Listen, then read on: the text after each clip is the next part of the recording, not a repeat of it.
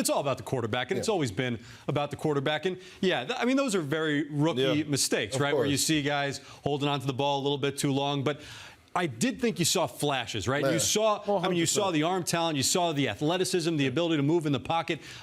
Definitely some good signs, some signs that made you understand, if you didn't already, why he was the second overall pick. I like what I saw from him in the second half. Right? He was beat up, battered the first half. The offensive line didn't play well. Sleeve was ripped up. Head was never down. Came out in the second half. We saw some of those off-platform throws, rolls out to the right, throws a dart to Corey Davis for a touchdown. But then the biggest throw in the game to me, 4th and 10, that crossing route to Braxton Berrios, man.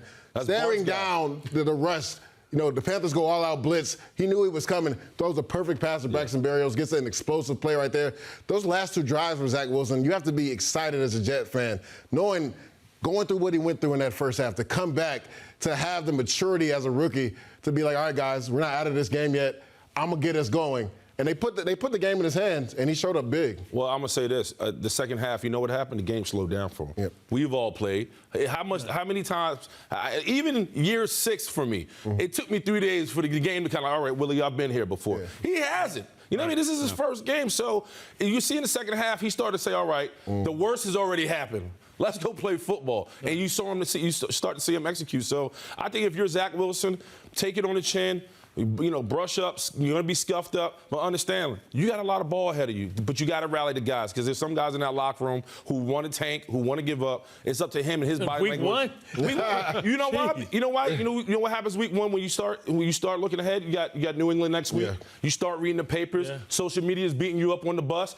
If you're Zach Wilson, you got to say, hey, that's all nonsense. Let's go back to work.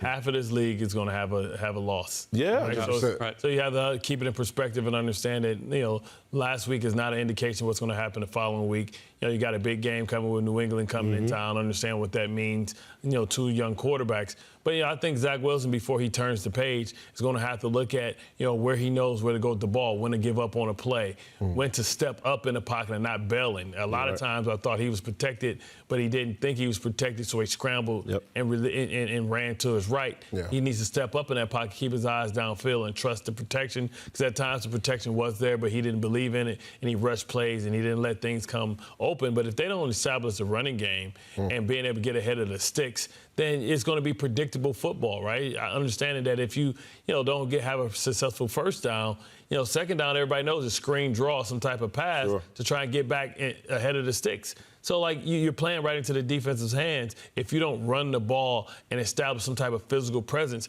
you can't move those safeties and linebackers if they don't respect you running the football.